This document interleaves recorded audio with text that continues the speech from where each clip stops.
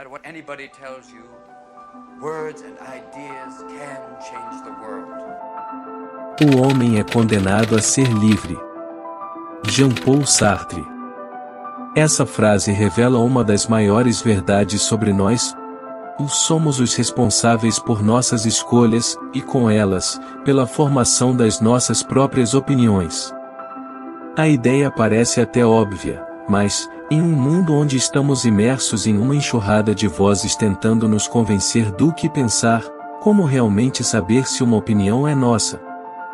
Vamos começar refletindo sobre o que vemos todos os dias nas redes sociais.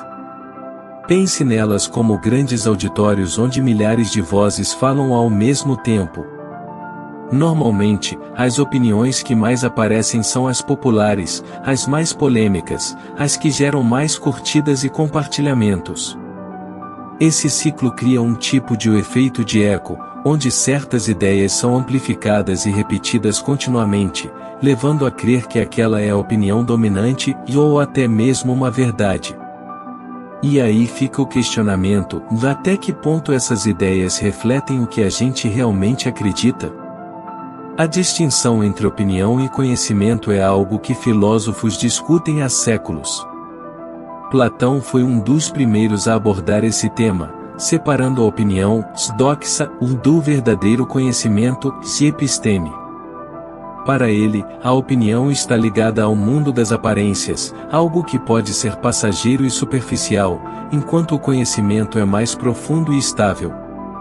Com essa visão, Platão nos faz perceber o quão fácil é adotar opiniões que parecem convincentes, mas que não possuem uma base sólida. E é exatamente nesse ponto que vemos o desafio: como saber se uma ideia que adotamos é realmente nossa ou apenas algo que aceitamos sem reflexão. Vou contar uma história que talvez traga isso mais para a realidade. Imagine um jovem chamado Marcos, que começa a se interessar por política e se junta a um grupo online de discussão sobre o assunto. No início, ele está cheio de dúvidas, mas é rapidamente exposto às opiniões fortes do grupo. Todos falam sobre os mesmos temas e parecem ter as mesmas ideias. Aos poucos, ele começa a repetir o que ouve, sem questionar muito, e afinal, todos ali parecem tão certos. Ele publica algumas postagens, compartilha as ideias mais populares, e até recebe elogios. Marcos se sente validado, quase como se realmente estivesse formando suas próprias opiniões. Só que, um dia, ele conhece outra pessoa, Clara, que apresenta um ponto de vista totalmente diferente. Ela faz algumas perguntas que ele nunca tinha considerado, e isso o deixa incomodado. A partir daí, Marcos começa a se perguntar: será que essas ideias que eu defendo realmente são minhas?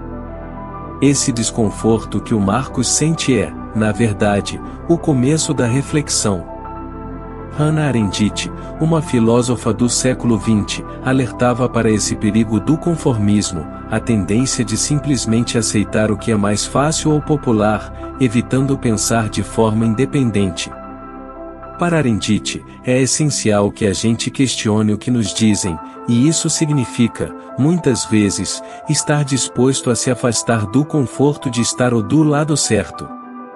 Esse conformismo que Arendt tanto criticava pode ser observado claramente nas redes sociais atuais, onde as opiniões populares recebem mais atenção e, assim, se tornam normativas. O perigo disso é que, sem perceber, podemos nos acomodar em uma visão de mundo que não é nossa, mas sim um reflexo do meio em que estamos inseridos.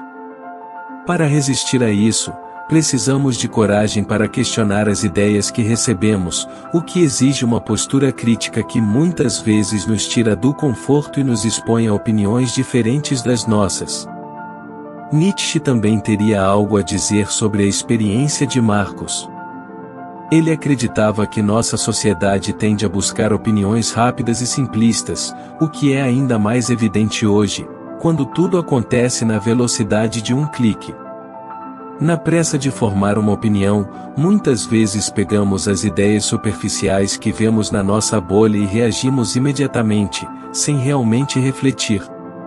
Nietzsche diria que, para desenvolver uma opinião autêntica, precisamos de tempo.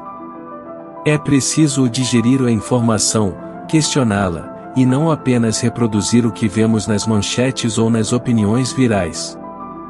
Voltando ao exemplo de Marcos, ele se dá conta de que as opiniões dele sempre refletiram mais o ambiente do que algo que ele realmente pensou. Ele decide, então, dar um passo atrás, sair das redes por um tempo e buscar outras fontes de informação, ler sobre perspectivas diferentes, conversar com pessoas de visões opostas. Aos poucos, ele percebe que sua visão de mundo começa a se tornar mais sólida e independente. A opinião que ele forma depois de todo esse processo é bem diferente daquela que ele repetia no grupo online, mas agora ela reflete quem ele realmente é e o que ele acredita. Talvez uma boa forma de enxergar o caminho para uma opinião mais própria seja lembrar que um pensamento genuíno se forma pela soma de reflexões, questionamentos e abertura para o novo. A opinião própria é fruto da liberdade de pensamento, da autenticidade em escutar e do esforço de confrontar o que nos é imposto. Em um cenário onde todos parecem ter uma resposta pronta para tudo, há muito valor em pausar e refletir. Isso exige coragem e esforço, mas é assim que se constrói uma voz própria. Aristóteles, outro grande pensador, acreditava que o debate e a observação são essenciais para o conhecimento. Ele dizia que só conseguimos formar uma opinião sólida e fundamentada se estivermos dispostos a ouvir várias vozes, a considerar diferentes perspectivas. Em um mundo onde as redes sociais nos encorajam a tomar partido rapidamente, a opinião própria requer um esforço consciente para ir além do óbvio, do que é imediato, e do que é popular. No fundo, ter uma opinião própria é uma forma de exercer nossa liberdade. E isso nos leva de volta à frase de Sartre: "O homem é condenado a ser livre". Ter uma opinião própria faz parte dessa liberdade, uma liberdade que, muitas vezes, não é confortável. Porque, no fundo, ao escolher o que pensar e ao assumir nossas ideias, somos forçados a nos perguntar: o que realmente representa quem eu sou?